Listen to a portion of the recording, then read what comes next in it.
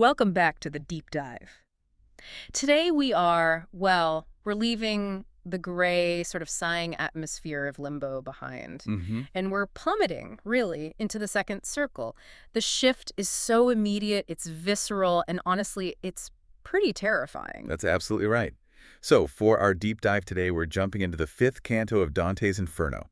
It's probably one of the most famous, Oh, definitely. known for its dramatic structure and, of course, that tragic love story right at the heart of it.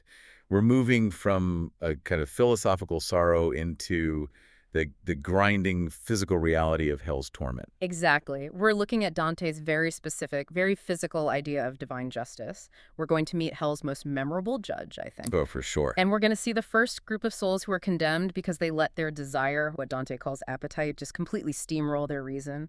And you feel that shift right away in the text. Mm. As Dante and Virgil leave limbo, they enter the second circle, and it's described as having less space. Right. It feels more claustrophobic. Exactly. But it contains so much greater dole that goads to wailing. The suffering just ramps up immediately as the circles get narrower. And the whole feel of the place is defined by its gatekeepers. We meet Minos, and the description is just, he's standing there horribly and snarls. I mean, that's it. That's it. This isn't Churon, the ferryman, who is just, doing his job. This is something monstrous. And what's so fascinating here is how Dante takes a figure from classical history and just twists him for this Christian story. Uh-huh. Minos, in Greek myth, was the wise king of Crete, a judge of the dead, known for being just. But Dante turns him into this grotesque, snarling demon, and he gives him this massive, judging tale. And when you picture him, the tail is really the thing that sticks with you, isn't it? It's the central horror of the image. It is, because it's not just for show. It's the actual mechanism of divine justice. It's this very physical, almost bureaucratic way to measure out damnation. So how does it work exactly? Well, a soul, he calls it the spirit evilborn, comes before Minos, and it confesses everything. Minos, the discriminator of transgressions, then figures out the punishment with this bizarre physical act. He girds himself with his tail as many times as grades he wishes it should be thrust down. So wait a minute. The depth of your eternal torture is decided by how many times a demon wraps his tail around himself. I know, it sounds incredibly literal. Doesn't that seem a little arbitrary for God's grand plan? It does, but that's the genius of Dante's vision for the lower circles. It's not abstract suffering anymore. It's precise, it's cuspidized, and it's tangible. Every single soul gets the exact depth of hell they earned, measured out physically by the tail. It's definitive. No appeals process. None. And the sources show that as soon as Dante, a living man, gets close, Minos just stops what he's doing and warns him. He says, "Look how thou enterest, and in whom thou trustest." He's challenging him. But Virgil steps in. Of course, Virgil, the perfect guide, just shuts him down with the exact same line he used on Charon back in Canto 3. It is so willed there, where is power to go, that which is willed. And ask no further question. Yeah. Yeah. And that repetition really hammers the point home for you, the listener. Dante's journey is divinely ordered. No demon can stop it. So with Minos out of the way, they enter the circle itself, and the whole soundscape just changes. Suddenly the air is full of dulcim notes. This is not limbo anymore. No, this is total chaos. And we find out right away who's being punished here.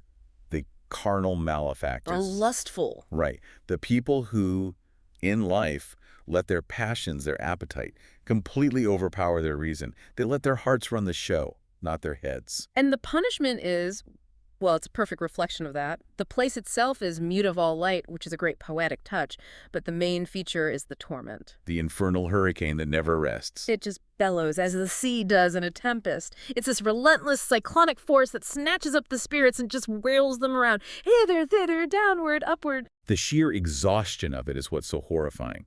You get the sense that there's no hope of rest, not even for a second, not even for a lesser pain. It's an eternal, uncontrollable force, mirroring the uncontrollable passion that drove them in life. That's a great point. They gave up control to the tempest of their desires, so now they're trapped in a literal tempest forever. It's Taylor justice, physically enacted. And Dante uses these beautiful but, heartbreaking images from nature to describe the movement. He does.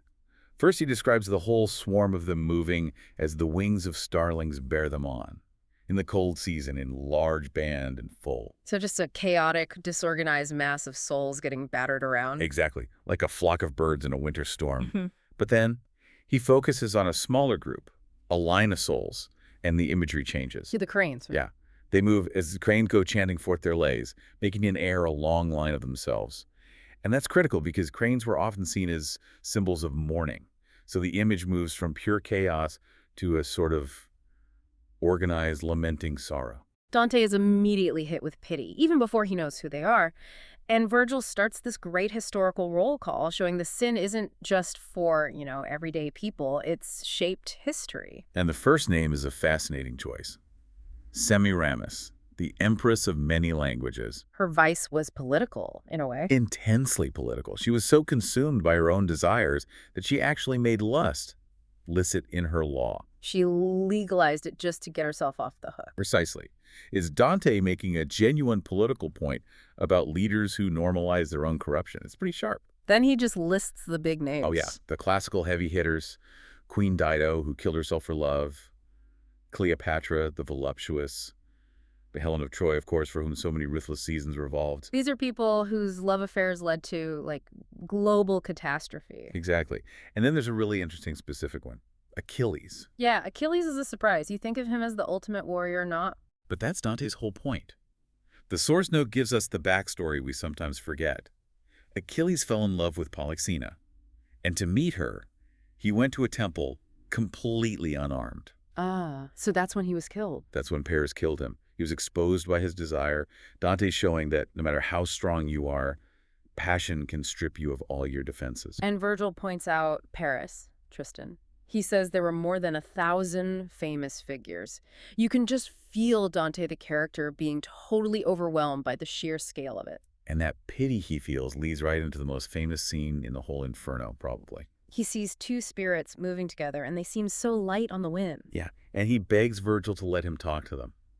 He calls out to them, by love which leadeth them. Using the very thing that damned them to appeal to them. It works. They approach immediately, and the description is beautiful. They're like turtle doves to the sweet nest. It's this moment of gentleness in the middle of a violent storm. And Francesca, the one who speaks, is so polite. She calls Dante a living creature, gracious and benignant. She even says if a god were their friend, they'd pray for his peace. It's an incredible opening. She's acknowledging his pity for their woe perverse. Then she says where she's from, Ravenna, on the seashore where the river Po finds its peace. The irony is just dripping from that line, talking about peace while being whipped around in a hurricane for eternity. And then she begins her story, and she frames it as this inevitable tragedy driven by the relentless power of love. It's like a three-part declaration. Right. First, love that on gentle heart doth swiftly seize, grabbed Paolo because she was beautiful. Then love that exempts no one beloved from loving grabbed her in return. She's almost arguing that she had no choice. Once she was loved, she was compelled to love back. She's painting love as this cosmic force that you can't fight. Exactly. And the result of this force, love led them both to one death. And then, just like that, the tone shifts from romantic tragedy to brutal vengeance. Yeah, she says that Kaina, which is the lowest part of hell for those who kill their family, waiteth him who quenched our life.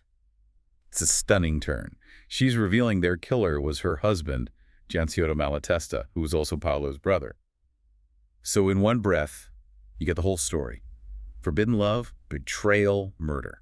Dante is just floored. He's silent for a while, and when he finally speaks, he wants to know how it started, how they first recognized their dubious desires. He wants the origin story of their downfall, and Francesca's answer starts with one of the most famous lines in all of literature. There is no greater sorrow than to be mindful of the happy time in misery. Remembering happiness when you're miserable just makes the pain worse. It sets the stage perfectly for what comes next. Which she describes with this devastating simplicity. They were just reading a book together. Reading of Lancelot, how love did him enthrall. It's so relatable.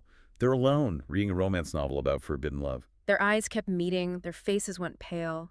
But the line hadn't been crossed yet? Not yet. But the book was the catalyst. She says the breaking point came when, as we read of the much-longed-for smile, being by such a noble lover kissed.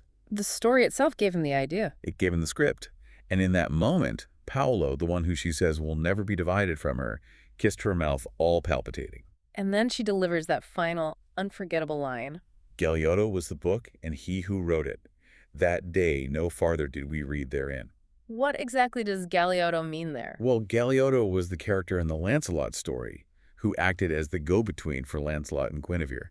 A panderer, basically. Ah, so she's saying the book itself played that role for them. Exactly. She's blaming the book and its author for being the active agents that pushed them into sin and death. It's an incredible deflection of blame, in a way, And all this time while she's telling the story, Paolo's just weeping. silently.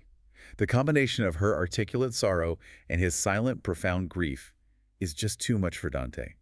He isn't just feeling pity anymore, he's completely overcome. He swoons, falling, even as a dead body falls.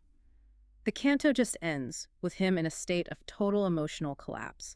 It's an incredibly powerful way to show the human cost of this sin. It really is. So to sort of pull this all together for you, the listener, Canto 5 really establishes the rules for the lower circles. You get this very precise, tailored justice. Yeah, Minos literally measuring out the sin, and the eternal storm being a perfect mirror for the lack of rational control these sinners had in life. We also see the scale of this sin, right? It's not just one thing. Dante pulls in figures from mythology, from politics like Semiramis, and from war like Achilles to show that lust can destroy anyone, no matter their station. But the real impact, the thing that lasts, is the story of Francesca and Paolo.